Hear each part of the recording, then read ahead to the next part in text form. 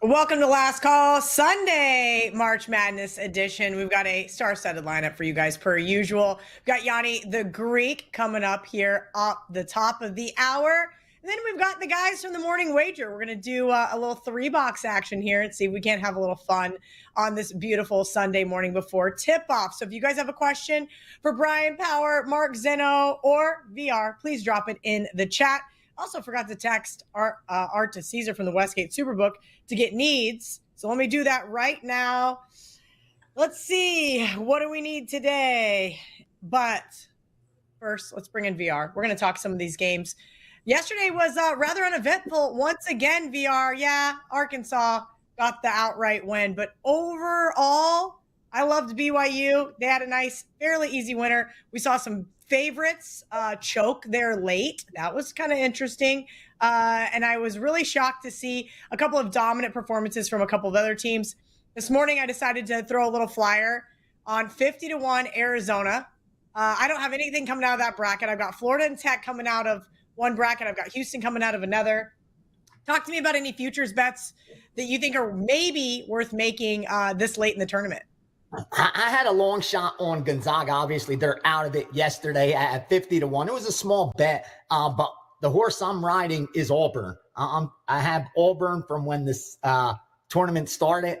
I still like Auburn now. I think their path is not the easiest, but I think it's very manageable to make it to at least the Final Four, if not the championship game. So that's what really sticks out to me. I more or less going game by game and haven't really seen nothing really jump out as far as the futures. My advice is, because now we're past that first round, we're about to have the, Elite Eight before you know it. Bottom line, I think you got to look to the top. You got to look to the number one ranked teams, number two ranked teams still in there. Because the truth is, historically, that's who cuts down the nets. Now, every once in a while, you get that Cinderella that gets to the Final Four, but they don't win. They don't win. That's the difference. We rarely see those bottom seeds, once you get past the 5, the 6 seed, to actually cut down the net. Now, there's the argument you could build a lot of equity, but the problem with that is when teams like that get to the Final Four, or maybe even luckily get to a championship game, they're so heavily they're such the underdog that to hedge it is a lot harder. Like it's easier to hedge when you have a favorite, even like when you're even trying to work a middle or trying to scalp it. If you have the favorite, it's easier to come back and hedge with the dog. But when you have a dog, and especially it's a long shot dog, and it gets there, and now the favorite's a 7, 8, 10-point favorite in that game, the hedging becomes almost impossible. It becomes very difficult to put up that kind of money line action just to try to earn some money off that equity. You're more or less forced in a position to let it ride. And again, we just know historically those long shots aren't going to get you the money as far as winning the national championship, even though there's randomness because it's one game. It's not a 5-game series, 7-game series where the cream has time to rise to the top. It still does. Historically, if you're betting the top 3 seeds, you're going to win a lot more national championships than betting seeds below the 3, over the last 20 years, last 40 years. It's just in college basketball and college football, those elite programs tend to get the elite athletes, tend to get the guys that are going to be playing Pro Bowl next year, the year after that, where some of these teams, they don't have a single player that's going to make it to the NBA. And I think if you're going to ride a horse to the championship game, you got to go with someone that actually does have a chance of winning it and stick to the top 2 seeds, maybe throw a 3 in there. But that's my advice. And fortunately, I have my biggest bet was on Auburn, and they're still alive. Not sure what the rate, the price is right now on Auburn. Let me look right. Where is Auburn? Right? Auburn should be close to the top of the list there, VR. Still 5-1. You can still get 4.5-1 right now on Auburn. Absolutely. I like that. I mean, look, Duke at plus 250 is not giving you anything. You can't take Duke, even though they're arguably the best team, obviously, power rating wise. Them and Florida, I think anyone you ask. Do we think that they're the best team? This is where it gets really convoluted for me. right? Because I've been making SEC jokes about, hey, guess what? Big 12's been rocking and rolling outside of the University of Kansas. Okay. The Big 10 has basically been undefeated against the spread, except for Wisconsin last night. And the ACC has gotten their asses kicked, and so has the SEC. So, yeah, we can say Duke was the number 1 overall seed, but are they really power ratings wise? Like, do you guys update your power ratings this deep into the tournament? Yeah, here's what I got. I just got these sent actually late last night, and here's what here's what it looks like to me. It looks like Auburn is the best offensive team out of the 1 seeds. The Florida's right behind them, so it's number 1 and number 2. Defensively, Houston is the best team, followed by Duke. The reason I say Duke's on top is because they're the most balanced, where they're top 3, top 4 offense and defense. Where with a team like Auburn, my guy has Auburn, number 1 offensively, but he has them 8th defensively in the country, where he has Florida number 2 in as far as offense goes, but defensively he's got them about 10th. So that where Duke, they're top 3 offense, top 3 or 4 defense. I think they're the most balanced team that's remaining from the number 1 seeds. And I think that's why you're not getting much value as far as a future bet. Plus 250, I think you may get a chance to make more money rolling it over into that championship game, especially if they end up playing one of the top seeds. I don't think they'll be that heavily favored against any of them unless somebody sneaks in there. A long shot gets in there. But when I look at the long shots, other than maybe Alabama at close to 20-1, I really don't see much jumping out. I mean, Tennessee 16-1. What do you think about Arizona Duke? If it ends up being Duke beats Baylor today, Arizona beats Oregon today. What do you think the line will be? Kind of a look ahead style, and maybe that's a question for somebody at the Superbook.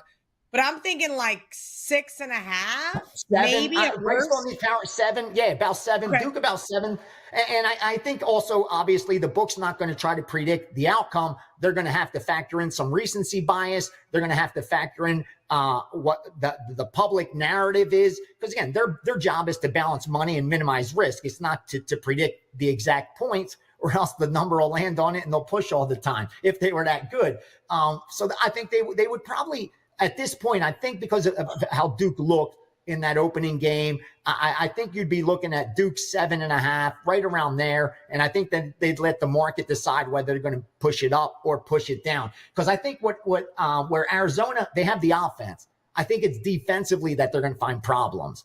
And, they say it sounds cliche, defense wins championships. It absolutely does, though.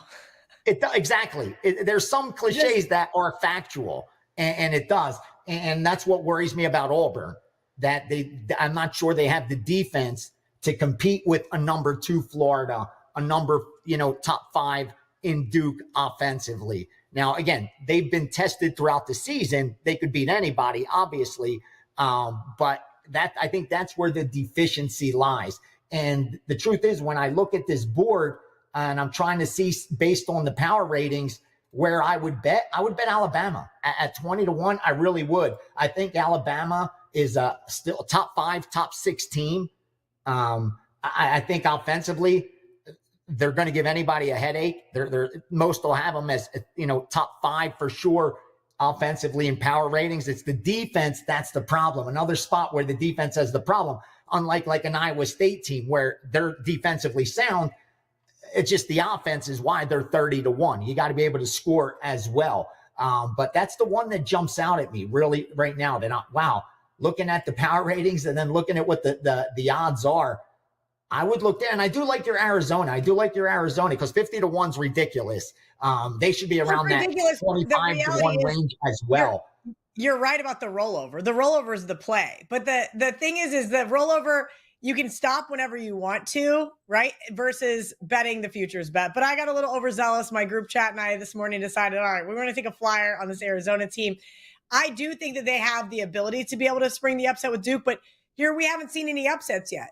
Like, we just haven't. Not anything prolific, right? We didn't see any double-digit upsets in the first round. Kind of disappointing. We saw some scares. You know, Alabama had a scare there for a little bit. First half, Michigan State had a scare, then went on a tear second half. Auburn had a scare for a little bit last night, and then was able to pull away late.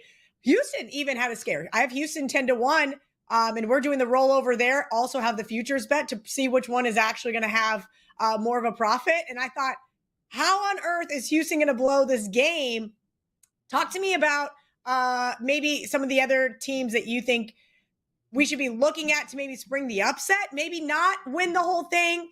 Right now, I don't see any books, and I'm sure there are some, at least not any that are at my disposal right here on my desktop, that you can bet Final Four or Elite Eight, but maybe a team that has the opportunity to spring maybe one or two upsets and then end up losing in the Final Four or the national championship. You brought up a great point as far as the rollover. Real quick, I just wanted to touch on that because it's great in theory, tough in practice. Because we always say, you know, start with $100, roll it over 10 times, and you're at $100,000 or $1 million, whatever the math is. Dude, once you get to like that $100,000, are you really going to roll that over on one shot? If you get to that $500,000 and you turned $100 into $500,000, are you really now going to roll that over and try to win that million because your goal was I'm going to win 10 in a row, 9 in a row wasn't enough for me? Like again, there's the real world, and then there's the online world, you know what I mean? Where it sounds great, just like with getting equity instead of locking in profit.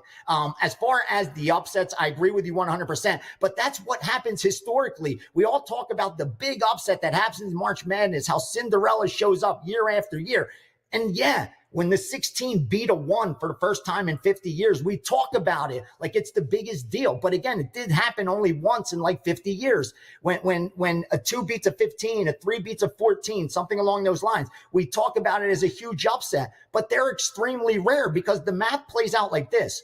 Over the last 20 years, if you just took the higher seed team, they won a little higher than 70% of the games. They've advanced. Just the higher seed. They win 70+%, 7 out of 10 times. So like just taking that higher seed team, if you're like, that's why they say, if you're in a small pool where there's like 10, 15, 20 people, don't try to find the upset. Don't try to find Cinderella. Simply go with the better team, the better ranked team. Most are going to do that and screw up their brackets. Where if you're going to hit 7 out of 10 historically by taking the higher seeded team, putting yourself in that position in those kind of pools, you're going to win it 1 out of 3 times. So every couple of years, you're going to be able to take it down just by doing that. Now, again, a team that jumps out just because of power rating wise, I'm just comparing it to power rating. And I have like Iowa State, Arizona, Tennessee. Those are all top 10 teams power rating wise. And Arizona is giving you the best number and I think has the most legitimate shot. And it'd be even better number than Iowa State, which to me is a little bit surprising. I mean, again, my guys got Iowa State like one position above Arizona, so they're comparable, but the payout isn't, and I think that has to do with the road, obviously, getting to that championship game, and the one that sticks out the most has to be at 20-1 Alabama. At 50-1 Arizona, I mean, I can't see the longer shots, even like teams like Maryland, which is like 40-1. I mean, it's a team that's top 30 barely in offense. They got a top 10 defense for sure, but offensively, they're top 30. And then you look at like another sexy team that everybody's talking about right now, trying to take that long shot like, oh, is St. Mary's going to make a run? Is Illinois going to make a run? I just don't think those kind of teams have the defense, especially Illinois. I mean, they're barely a top 50 defense. St. Mary's, barely a top 50 defense. Neither of those teams, I think, have a shot at winning a national championship. In fact, both of them would be double digits on a neutral court against Duke, against Florida almost. They would be double-digit dogs against them. And if you're rolling it over and you have a big ticket like that, God bless you. I hope you hit it. I just think possible, yes. Probable, no. I think if we're talking probable, that's where I would narrow it down to. I would look to Arizona because I think they're undervalued here at 50-1. I would look to Alabama because they definitely have a legit shot. I think they're legit. Otherwise, Florida, Duke, they're giving you absolutely nothing. Tennessee, I would think, was hoping would give me a little bit more as well. Top 5 defense, I love it, but you got to be able to score. They're barely a top 20 offense on Tennessee. That's the problem. And you're only getting 15, 16 to 1 on Tennessee. I'm trying to look at even longer shot, and I can't get there. I can't get there with Texas Tech. I can't get there with Purdue, because Texas Tech, again, they could score. They got a top 5 offense. We all know that. But they're barely top 50 defensively. And maybe in one game, that offense is enough to get you a win against a ranked team. But to pull it off in the Elite Eight, then in the Final Four, then in the championship game, I think it's a huge uphill battle that I just don't see happening. Again, any of those teams could get to the Final Four. Possible, one of those lower seeded that get in there. We see it all the time. We've seen it with VCU. We've seen it with George Mason. But at the end of the day, they all get sent home. They don't get to cut down the net. It rarely ever happens if it does. I remember Villanova. I'm from Philly. Back 83, Villanova beating Georgetown. Like, that was not supposed to happen. So it does happen. But I still remember it. And it was 40 plus years ago. It was that long ago in 85, whatever that Villanova did it. Exactly 40 years ago, Villanova beat Georgetown as what were they, an 8 seed or something like that. So not it doesn't happen, but if you got to wait 1 out of every 40 years and you're only getting 50 to 1, you're not making money off that bet if you're doing it every year. So stick to those ones around 20 to 1 if you need a flyer. But I do actually, I'm going to bet your Arizona, because 50 to 1 is just way too high. I have a book right now giving me 51 to 1. And I am going to even throw a little flyer on Alabama, because he's got 20 to 1. And I don't think they should be 20 to 1 right now. All right. A little buy low there on a couple of teams. Here's the text from Art DeCesar. He said the Sharps played Michigan State at 7, now up to 7.5. They also played Maryland -7, now up to 8. I do like Colorado State today. He said the house player that bet a couple totals yesterday is back. He has 5-figure bets on the under 152 in UConn and the under 170.5 in the Kentucky-Illinois game. He said pretty public sides, Arizona and Florida for today. And his favorite play, which I also played, Ole Miss plus 5.5. I always stop to write down. I love that you feed that in during the segment that I'm on. I was hoping that would be the case again today, because that's gold. That's pure gold. You're getting it from a guy who's telling you the truth. Like, he's telling you exactly what he's looking at his screen, and he's booking people, not just from here in Vegas, from all over the country, all over the world. So he's getting so many opinions, and the sample size is huge. And then you have some house players that they're able to bet big money because they probably dropped some money at the table historically, and they get those bigger limits where I know you couldn't go in there and bet 50 dimes on a college basketball total. No, I could not. They're not going to let me do that. I know most people couldn't go in and bet 50 dimes on a college basketball total unless, you're a house player, like they say, with all due respect. Player, but I think they want to know who you are. Oh, they're idiots. Yeah. You can't. You're betting 50 dimes a game. You're not an idiot if you have that kind of money. Maybe you're not astute as a sports bettor. You're not a plus EV bettor, but you're sure as hell not an idiot. You don't have that kind of money to gamble if you're a fool. That's how I look at it. Very good point. VR, any confirmation on any of those sides from Art that you've seen behind your computer screen before we let you go? 100% Arizona and Florida already one-sided. Followed by Alabama. That's what worries me about betting the future on Alabama. They're so one-sided right now. I thought this line would be up to 6.5 by now. I'm talking, right now it's the heaviest bet game.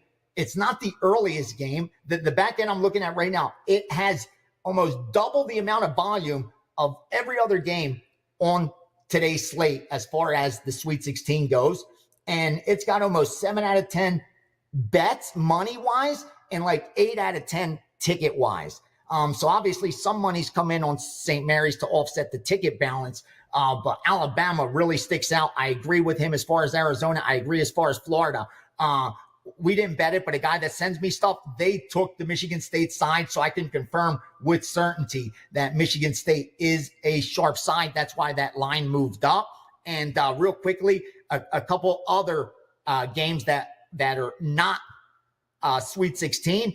But we have CBI, we have the NIT, 890 Northern Arizona +4, 3.5, and 3, and the over 149.5, 150 against Queens NC. 876 over 143, 43.5 Loyola Chicago, San Francisco. 885 over 145 and 146 Manhattan, Incarnate Word. And then in the Sweet 16, 860 under Connecticut, Florida, along with the house player. So Wise Guys and house player on the same thing. At 864, we talked about Michigan State already. And the over. Here's what happened to Michigan State real quick. They steamed it over 146.5. When it got to 149, it got hit under. So another group disagrees. Up there 150, we like the under. They blasted under. It goes down to like that 146.5 range, 147. That group that got down first, I know because someone that bets for them sent it to me. They hit it again. So they have a ton of conviction on the over in the Michigan State game, even though there's another group out there that brought the line back by betting that under 149. I thought that was interesting. And last but not least, 866 under Mississippi, Iowa State, 866 under 146 Mississippi, Iowa State. Those are confirmed sharp. I didn't bet them. I haven't bet a single play.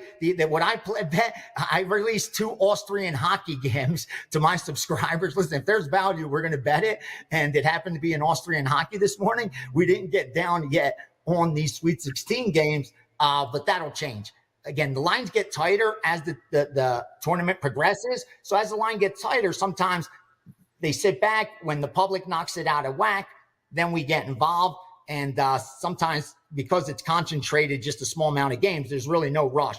The money's going to come in on those games because it's not now 4 games playing at that time. It's 1 or 2. All the money comes in. That money helps move the lines a little bit. And then you see a lot of sharps come in and sweep up the value. I like Ole Miss. You agree with Art. I like his Ole Miss play. Yeah, I released Ole Miss as well over there on my X page. I'm not going to lie. The dogs have not been doing the greatest for me. Every time I like a favorite, do well. Every time I like a dog, doesn't do well. It's kind of opposite of football season. VR, thank you for hanging out with us all week long. I know we'll be back Wednesday for Bet On It to get some steam action for the Sweet 16. And also, you'll be joining us next weekend for those games as well. Let's bring in the guys from the Morning Wager, Mark Zeno, Brian Power. Talk a little action. I know you guys have why are you wearing a ridiculous hat? Okay. So anyway, we're going to take some questions. I thought this was the official hat of WagerTalk. I have no idea. I have no idea. I'm going to have to start implementing a dress code like back in 2016 when I first started here. Brian Power might be muted. Okay. Well, he'll be on next week. So anyway, all jokes aside, guys, let's get to some questions in the chat. We've got 8 games today. We're starting off Florida. UConn tips off here in just a little bit. And I don't know. I bet Florida first half. Ski Prophet and I were talking the other day. He said, hey, I think I found some value here. And I said, I think you're right. I don't want to lay the big number here with the Gators. But also, I've got a futures bet on the Gators. Should I be worried about the back-to-back national champs, Brian Power? Like, should I be a little concerned? Is this the time to start hedging my 40-1? Well, Kelly, as you guys discussed, in great detail in that opening segment, there have not been a lot of big upsets in this tournament. As a matter of fact, we have yet to see a single underdog of 8 or more pull an outright upset in this tournament. Only 5 of the 14 have even managed to cover the spread, and 4 of those 5 were 15 and 16 seeds, where you're talking about huge spreads. But I do lean to the UConn side here. Obviously, this is the 2-time defending national champion. They've covered 13 straight NCAA tournament games, including the one against Oklahoma on Friday. And they have not been an underdog of this size, Kelly, in the tournament since the 1999 final when they beat Duke outright. So Florida, by the way, one of the 5 big favorites of 8 or more, I should say, that did not cover in the opening round. Of course, they were massive, massive favorites against Norfolk State. But slight lean to the dog for me here, but Florida probably advances still. BP, I have one other question in regards to this Connecticut team. Does it ever bother you? Like, I follow all of these, we'll call them like sports books reporters. I know every once in a while I share information from the Westgate Superbook, but like John Ewing, right? Works for BetMGM. Every day he's got a myriad of tweets. Does it ever worry you when you see that the biggest bet underdog, UConn, is the number one money line play for the day? Like, that actually almost gives me solace in thinking that right now I do not need to even worry about this Florida matchup. Even though they're a very public side against the spread, they're probably in no danger of losing. I don't know. Sometimes it does. I mean, sometimes those are right. Sometimes those are wrong. In this instance, look, I mean, Florida, it's interesting that to me, UConn, as much as they're not as good as they were the previous 2 years, getting 9.5 does seem like a lot. You would think if everyone was running to bet UConn plus 9.5, maybe I'd be totally running from the side, but it doesn't seem like they are. It seems like they're willing to lay it with the Gators. And honestly, I think Florida's the weakest of the 4 number 1 seeds. That was not the conventional wisdom coming into the tournament. But He's wrong. I don't know. I value the current number. Go ahead, Zeno. You have something to say about my Florida Gators. That's not what I want to hear, right? Like, I was going to ask VR at what point in time I should start hedging. I know today is not the day to start hedging, though. Today's not the day to start hedging. No. I mean, listen, Brian Power doesn't know anything. I work with him every single day, so anything he says, you don't need to listen to. The Gators might be the most complete number 1 team out there. So let's leave it at that. Yes, they are. They are a machine. That said, again, I lean Connecticut with BP. This number is just too big. Look, you get to a point here. When you talk about the 1 seeds, again, their biggest challenge isn't getting through the first game. It's getting through the second game where, they get this step up in competition. And look, I'll give the decided coaching advantage to UConn over Florida. That matters. That's going to matter in this game. I would also tell you, too, correlated, under in Connecticut, over in Florida. Because the only way Connecticut keeps this thing close is to keep Florida from scoring 90, right? Like, that's kind of what the game script is for the Huskies. So, again, I don't think you need to start hedging on Florida yet. I don't know. Yes, Connecticut can win this game. I'm not saying they can't win the game because all it takes is one lackluster performance, right? We've seen it from teams already. Look at St. John's. They weren't a great shooting team, but when you shoot 25% for the game, you're going home. So if Florida is only shooting in the low 40s for the entire game, they could be going home, right? Like when your shooting percentage drops off 7 or 8% from what your season averages are, there's a chance you could be going home. So Connecticut could win this thing. I don't think it's likely. I don't think you need to start hedging yet. All right, let's take some more questions from the chat, or we can just start going down the list. Let's go Baylor Duke. Currently right now on the odds logic screen, Duke is 12.5, total 144.5. Baylor Bears kind of surprised me the other day against Mississippi State. I thought they played a really nice, complete game. Basically, even though the spread was in play several points in time, I thought Baylor showed a lot of grit in that game. I thought defensively they were able to step up.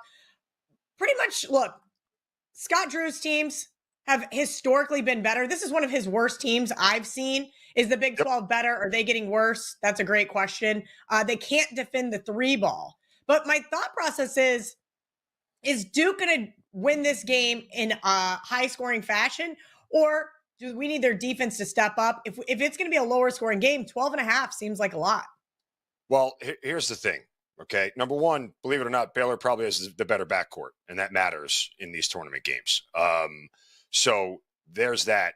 I would tell you, too, you guys know, and everybody knows my philosophy here, Baylor first half plus the points. If they ain't covering early, they ain't covering late. There's not a world where I think that Duke leads by 9 or 10 at half, that Baylor crawls their way back into this thing, right? Without some anomaly happening, like, watching Texas A&M shit their pants yesterday and crap the bed in the second half of that game in the final 13 minutes. Without some sort of anomaly like that, there's no way that I think Baylor can climb back in after trailing by nearly double digits at half. So Baylor plus the points first half is where I would go. I like taking dogs first half because I don't trust them full game. But there's a reason to believe why Baylor has the better backcourt here, and that could keep them in this thing early. Over the course of 40 minutes, though, when you start to look at Duke's offense, the real question is can Baylor's defense continually stop them possession after possession down the stretch? I will say that first half underdogs have been very good. If you like the favorite, it's been better to wait till halftime. Brian Power, let's go to the next game because it doesn't seem like there's a lot unless you have anything you'd like to button up on that Baylor Duke game. This is the game that I think is the most intriguing. Go ahead. Just one thing. Obviously, Kelly, I don't need to tell you, you want to have a belief that if you're taking an underdog, they have a chance to win. I don't think Baylor's going to win this game. They are a hard team to evaluate because of the injuries. I will say this, and this applies to several games today. Teams like Duke that won their first round game by 20 or more against an opponent that did not win their first round game by 20 or more, you want to fade the team, i.e. Duke in this situation, off the blowout win. I think it's 23-41-1 ATS since 2013, that spot for Duke right there. So history says take the points in that game. All right, I wanted to lay the 1.5 with Illinois, and now we're starting to see 2.5s pop up on the odds logic screen.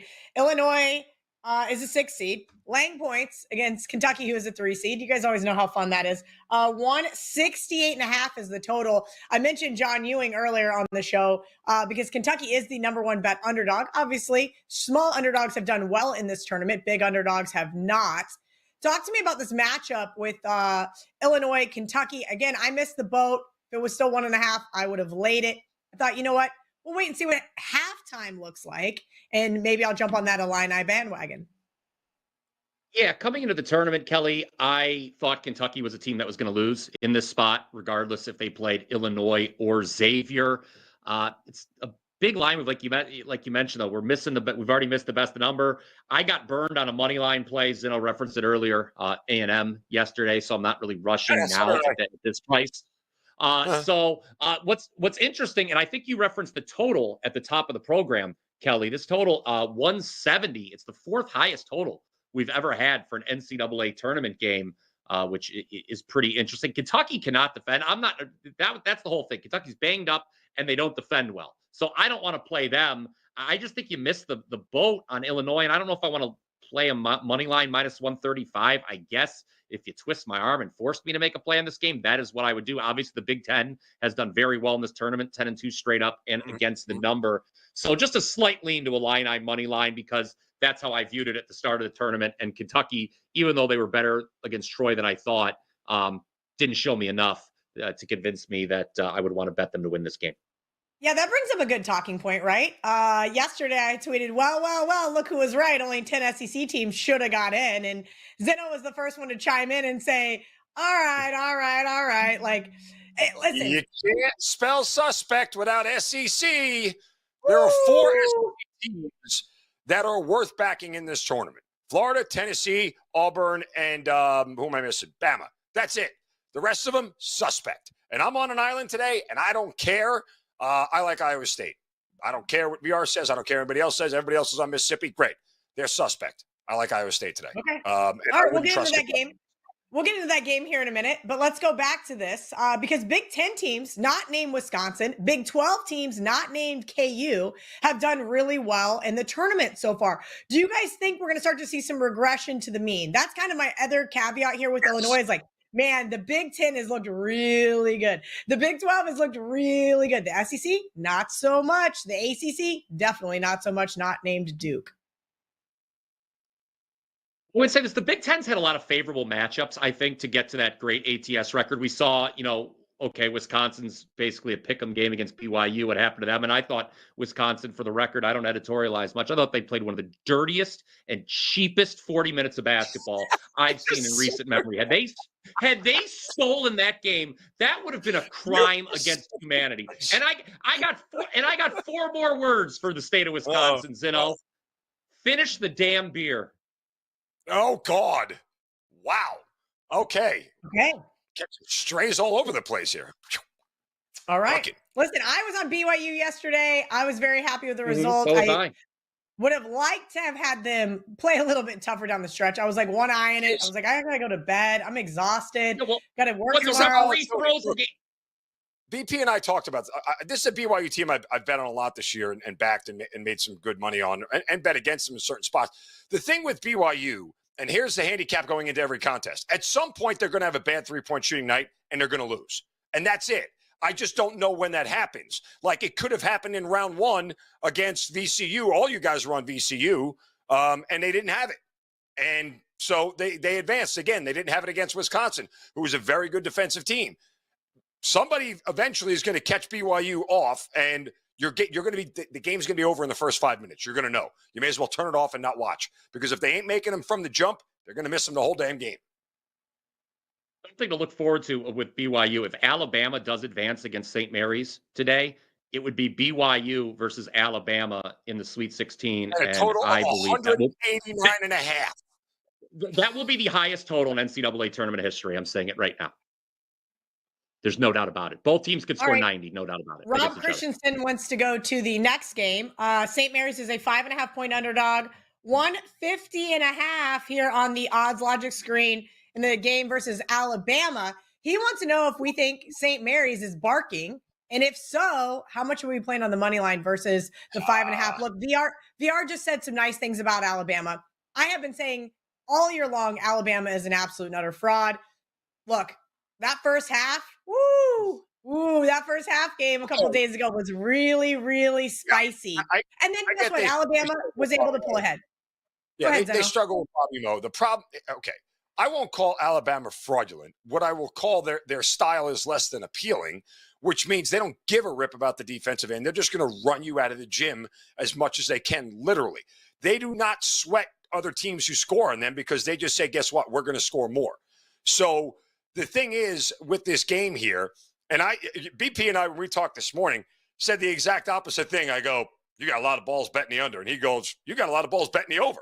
I think there's more of a game script here where St. Mary's can put up 65 to 70 on Bama's bad defense than there is of St. Mary's defense holding Bama to around 70, right? So I lean over, and if it goes over, I think it's Bama in this spot here. I don't know if I want to lay, the points with Alabama. I mean, it feels like a nice money line parlay spot, depending on what else you choose for Alabama, because I think they win this game. But if styles make fights here, again, the tempo very early on will tell you, who's really got the edge here. But you got a lot of balls betting the under, if you ask me. I wouldn't do it. Very lazy handicap, BP. But then why don't we just go back to what we know? Let's just take St. Mary's in the first half. What are you going to get? Plus 135 maybe on the money line? And maybe that's the play. And see if Alabama doesn't run them out of the gym. There you go. Brian S. agrees. Again, I feel like it's a very lazy handicap. But Zeno's right about Alabama. They don't care about playing defense. And maybe that's why I haven't enjoyed betting on this team. Well, this is such a hard game to handicap because styles make fights and we don't know how the game's going to play out until it starts playing out, right? Look, this is the lowest total for any Alabama game this season. But conversely, it's the highest total for any St. Mary's game this season. That just right there sort of illuminates what we're dealing with. St. Mary's longest active ATS losing streak of any team still alive in the NCAA tournament. They failed to cover 5 in a row. I would kind of I kind of wanted like a 7 or 7.5 to bet them in this spot, though. Look, if you like Bama, you like the over. If you like St. Mary's, you like the under. Ultimately, I stayed away from this game because it's a live betting opportunity. You got to wait to see how the game plays out. Yeah. Because if St. Mary's is able to grind, if Alabama's not hitting threes and St. Mary's has this tempo way down, then the Crimson Tide are in trouble. So that is something to look out for. You got to wait to see how the game plays out because it is such contrasting styles of play. Only time, by the way, Mary's has been a dog of 4 or more this season. They did win outright. That was at Gonzaga. Yeah, I feel like kind of some early regret on this one. 12 seed Colorado State catching 8.5 now on the odds logic screen to number 4 seed Maryland, 143.5. I like Colorado State. I bet them, 2 days ago. And in the first half, I was going, good God, what are we doing here? I am so frustrated with them. And in the second half, they did exactly what I thought they would do and were able to pull away, get the cover, and I didn't really have to sweat it down the stretch versus Memphis. Memphis was a great second half team up until that game. I know that Colorado State, albeit hasn't played the toughest schedule, but still top, 60 defense, top 40 offense. If they make their free throws, if they get hot from 3, if they don't turn the ball over, I think they can keep it within the number here. But Art DeCesar saying that the Sharps hit Maryland early. Again, is that like more of a recency bias, you think, to how the Big Ten is played versus the Mountain West? There's some of that. I think that there is some semblance of the idea that the Mountain West, the two teams that survived because the record has been so bad are here and they won't survive 2 games. And I'll tell you what, Kelly, I don't think those people are very sharp because I like Colorado State. So they can take their sharpness and stick it somewhere else. Okay, how's that sound for you? That said, here's 2 things that happened. Maryland shot well over their percentages in their win over Grand Canyon. It was on Grand Canyon, loser.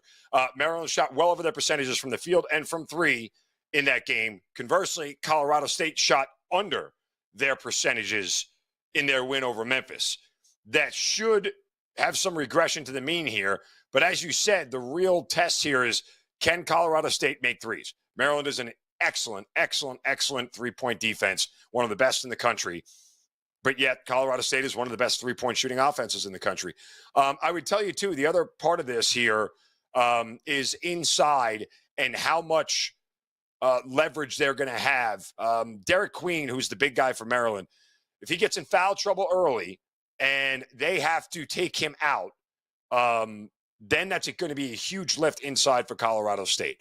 This is a team that in Maryland, their coach, if you look at 2 foul participation percentages, I don't know if you guys follow that stat on KenPom. I look at it very closely because it tells you how coaches coach.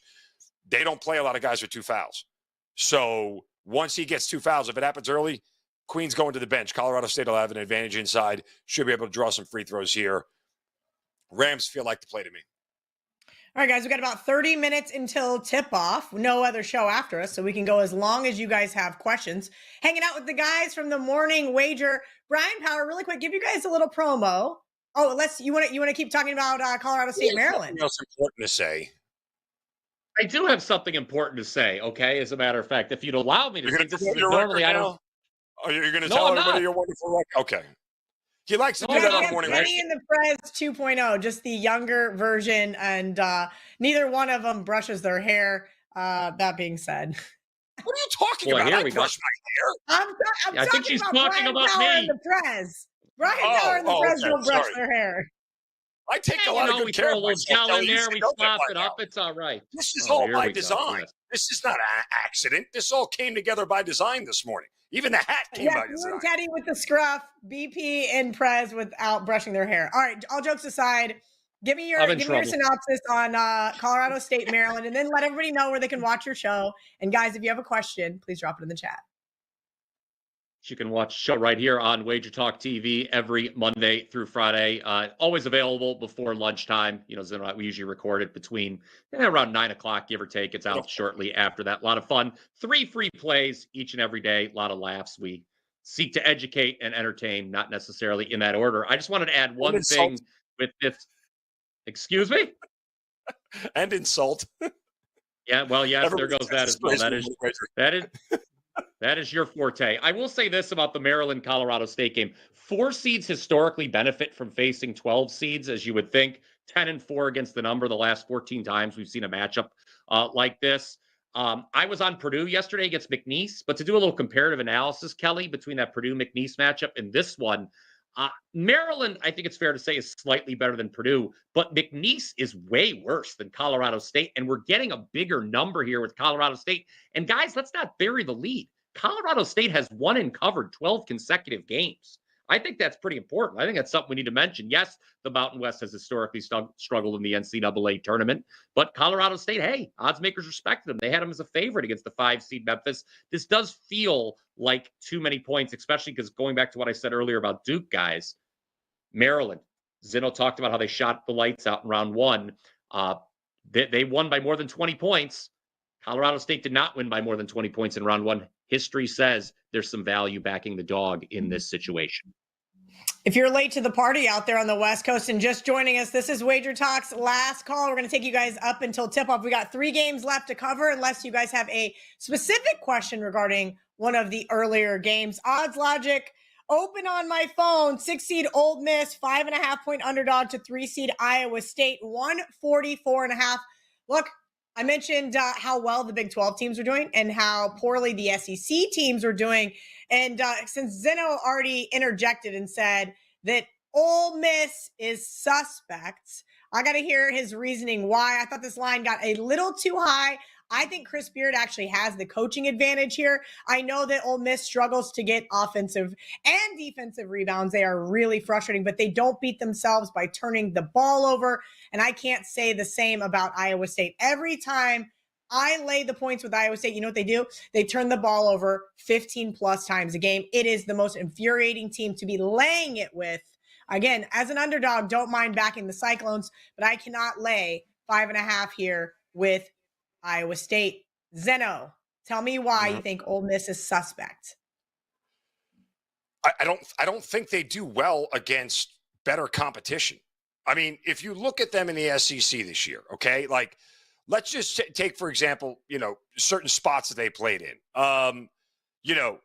Alabama, when they beat Alabama earlier in the year, okay, that was a spot where Alabama, I think, they were 14-2 at the time, and they dropped a home game. This was after they had a big two road wins against Texas A&M. It was sort of a situational spot, like that. I think that's their best win of the year was against Alabama. I don't really count beating Kentucky, whose defense, as we talked about, is terrible.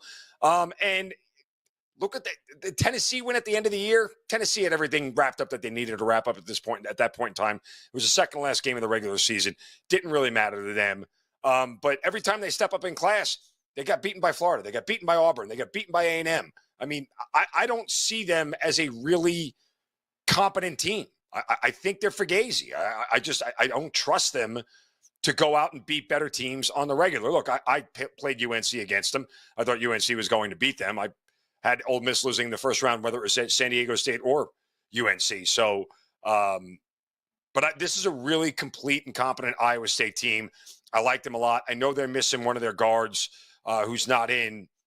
They've been dealing with that for a better part of the second half of the season. So I'm not too concerned from the standpoint, like they still managed to win games. They still managed to be very, very competent with the injuries to the backcourt.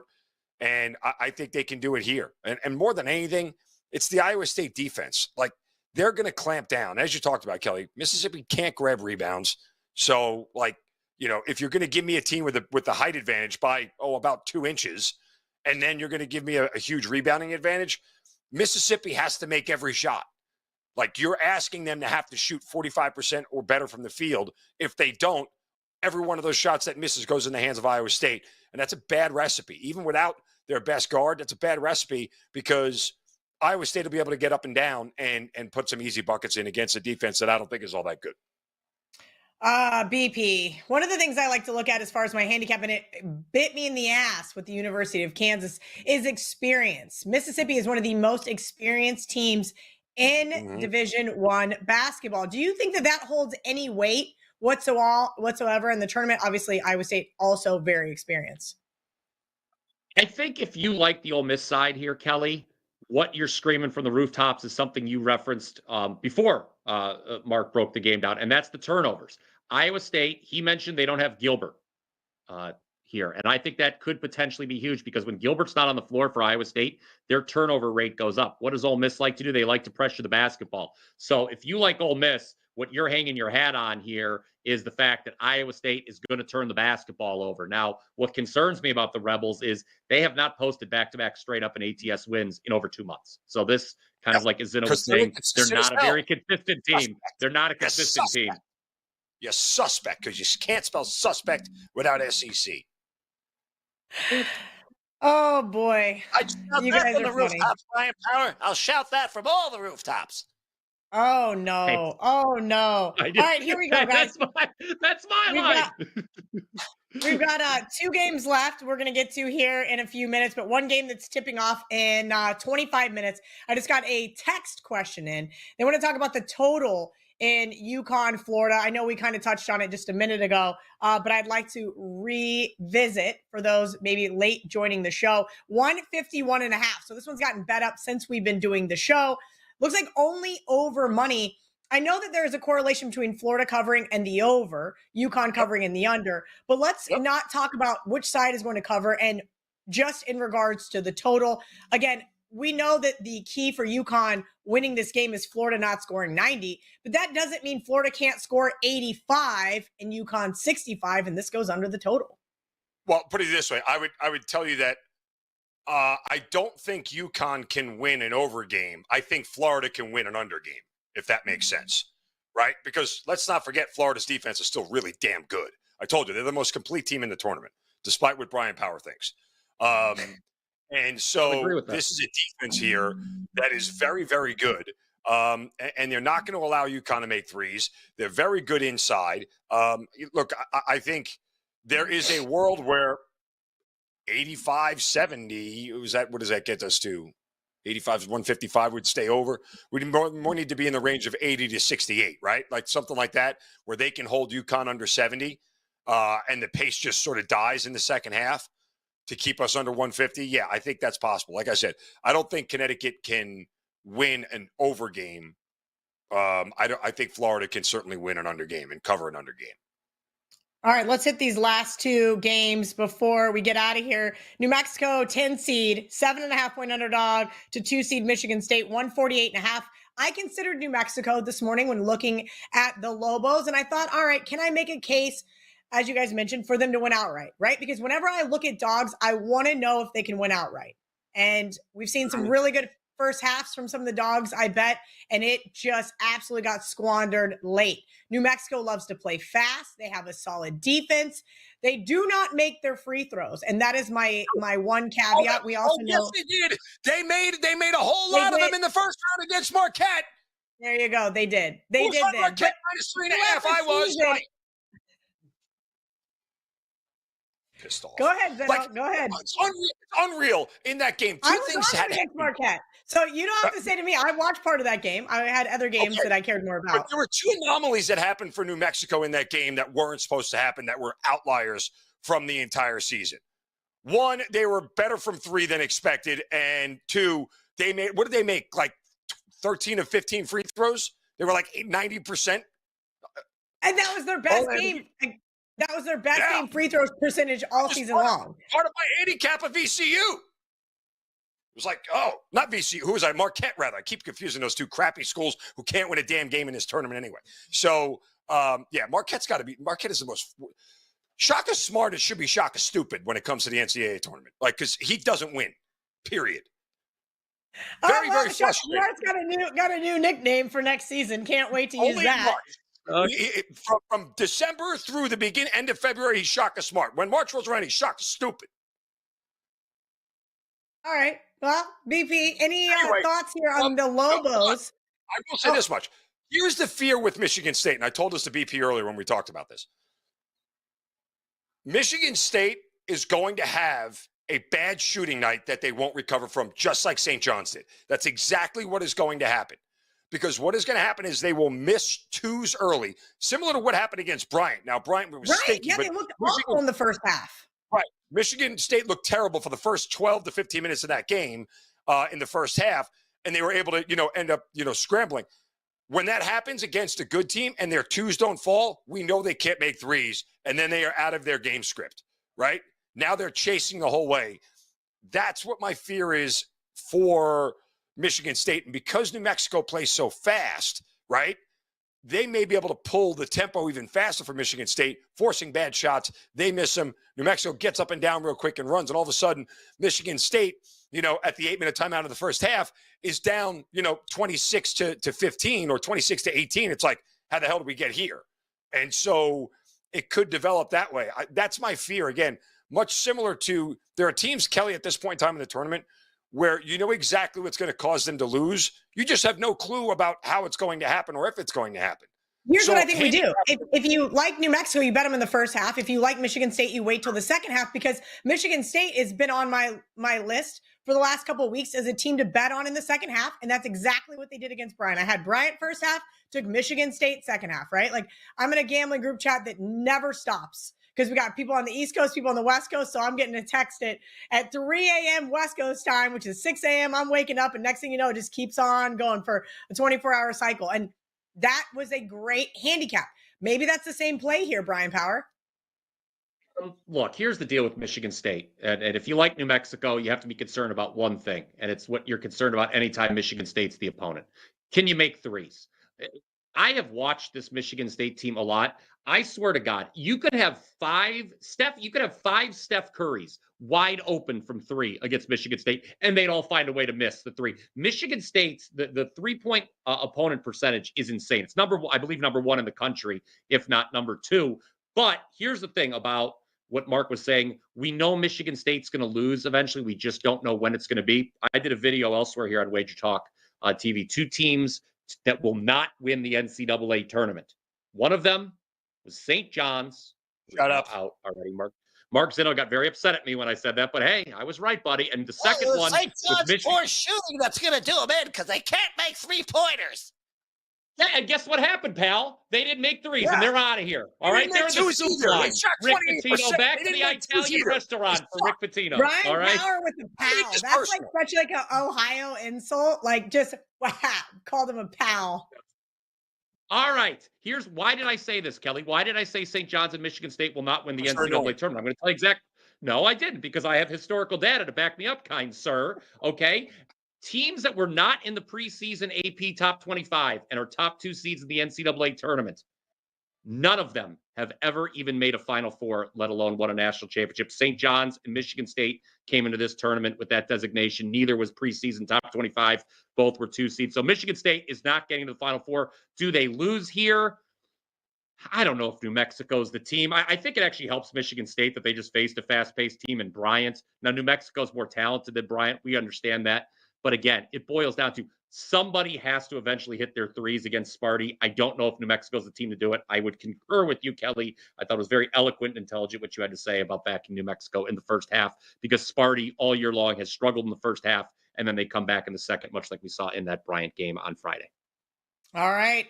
Looks like on my Splash Sports, John Murray just said that he doesn't hate using Duke today. Because I said, I don't see Duke going to the Final Four. I think they're going to lose somewhere in that bracket. They're losing Arizona next weekend. I think so. That's why I have a futures bet on Arizona. So I think so. Just got that finalized. All right, guys, one last game. We are going to lose the X stream. I just got a notification from our producer, and I am sorry. I have no idea why. Twitter, come on, Elon. Why can't I have more than an hour? So let's break down the game that I laid 3.5 with. 5-seed Oregon is a 3.5-point underdog on the odds logic screen to 4-seed Arizona, 152.5. I really like this Arizona team. I laid the chalk with them 2 days ago. They've been really turning up as of late. I know that they hit a buzzsaw there with Houston in the Big 12 tournament, but nice dominant win over KU, good win over Texas Tech. Both very solid Big 12 teams. Well, anyway, here's the issue with Arizona. They play small ball, right? They're not going to be hitting monster 3-point shots, and they like to play really fast. They get to the bucket. Here's a really solid Ducks defense. I like Dana Altman a lot, but I think this is where his NCAA tournament ends. It does. And look, Arizona is going to win this game inside and on the glass. That's it. That's what they do. They are one of the more athletic teams outside of Alabama and Florida in this tournament. They got a lot of size. They got a lot of length. They can get up and down on the floor real quick. And again, it's one of these things where you want to beat them, you have to do what BYU did to them. Make shots at an abnormal rate. That's it. Because if you miss, they're getting a rebound. And they're going to move fast, and they're going to get out in transition and score. These two teams, guys, met 3 times last year. They met twice in the regular season. Arizona won them both. They got tripped up in the Pac-12 tournament. May rest in peace. And so I like Arizona here. The number coming down from the open doesn't scare me at all. I think Oregon as a whole, again, another one of these Big 10 teams rather that I just don't trust. They've been too inconsistent all year long for me to look at them. Like, how do you go, from where they were in beating Maryland and, winning against Ohio State early when Ohio State was good. Then you lose to Minnesota and Nebraska. God, these were awful teams. They had lost 5 in a row and 6 of 7 at one point, with their only win being over last place Washington. And then they finished the season really strong. So I don't know which team you're really going to get here from Oregon, but I know that there is a Arizona team that has been much more consistent and complete all year long. So I like the Wildcats here. All right, BP, final word on the final game. Anything you want to promote before giving us this breakdown? Yeah, I've got one play up for today. It is a 4% best bet We're 9-2. Mark Zinno, as you know, in the month of March, with plays rated This is the most 4% or higher. annoying thing you do. It's the most annoying thing you do. Just say I got 3 plays up in the sentence. No, and I you don't can have 3 humbly plays. I have 1 decline play. and just turn. Thank you. That's all you do. Hey, I got a play up. It's at WT.buzz/BP. That's all you got to do. That's it. Nobody cares. Nobody cares about what you did yesterday. Nobody cares. When Kelly says jump, I say how high. I like to backtrack on that. I think people do care because this is a business of what have you done for me lately? What have you done for me lately? What have you done for me lately? As in today, not yesterday. No, but like they want to know what you did for them yesterday. So you expect them to come back today. Look at that face. This is what I'll say about Arizona. I'll say this. Yeah, this is what I'll say about Arizona and Oregon. Let me do this. Here, I can go to the leaderboard on WagerTalk.com just so you know. Mark Zinno, what have you done for me lately? 39, 26, and 0. 60% in the last 30 days. People are going to look at that and say, all right, that's what you've done for them lately. Yes, I have. But then they're going to look at his hat and say, what the hell is he doing? That's the other part. The scary part is that like I've actually hit a down spot. I was even hotter than that all the way through the beginning, all the way through the end of February. It was a good run for us, right, BP? Morning Wager was crushing. It was. Yes, we, not me. That is always the key on the Morning Wager. I will add this to the Arizona-Oregon breakdown, Kelly. Mark mentioned, the inconsistencies of Oregon. Well, this is what happened, okay? When they were losing, when they had that February swoon, if you will, they were facing a lot of tourney teams. They were 0-3 against tourney teams away from home. As a matter of fact, I think Purdue was in there, Michigan, somebody else. Then they got on that win streak at the end of the regular season. Why? Well, because they played the bottom of the conference. You have to go back, guys. Rutgers, Iowa, Washington. USC. Yep, Washington. You have to go back, I believe, to January 5th, which was a very long time ago, to find the last time that Oregon beat a tourney team in regulation that wasn't that overmatched Liberty team the other night who couldn't shoot. Liberty, looked like they never played basketball in their lives. Oregon's only win between Friday and January 5th against a tourney team was against Wisconsin, and that was a big comeback that they won in overtime. I also like to do a little comparative analysis here, guys. Maybe you agree with this, maybe you don't. When Oregon played Michigan State in the Big Ten tourney, they closed +6. I know there was a rest disadvantage involved there. Michigan State was off their bye. Oregon had played the previous day. I'm going to be honest with you. I have Arizona power rated ahead of Michigan State. So the fact that line was +6 and this one's now +3.5, that does not make a lot of sense to me. I will co-sign with the two of you. I believe Arizona a little undervalued in this one. And isn't it nice to end the show when we're all agreeing? Yay! Finally, if this wasn't the biggest shit show of a show. And we didn't have any tech issues. I just realized we have not had a single tech issue minus the fact that VR sounded like he was underwater, which was apparently my Wi-Fi's fault. That being said, thank you to Brian Power. Thank you to Mark Zinno. Thank you to VR. Guys, we're going to be back next week. I'll also be on Bet On It on Wednesday. We'll have a new episode out. And, of course, the Morning Wager every single day there on the WagerTalk YouTube channel. Make sure you guys hang out with these two insane people, and you can hear them argue and bicker and whatever else. Entertain. They like to call it entertain. Love you guys. I hope you have a profitable Sunday. You should tune in more often. Because you should tune in.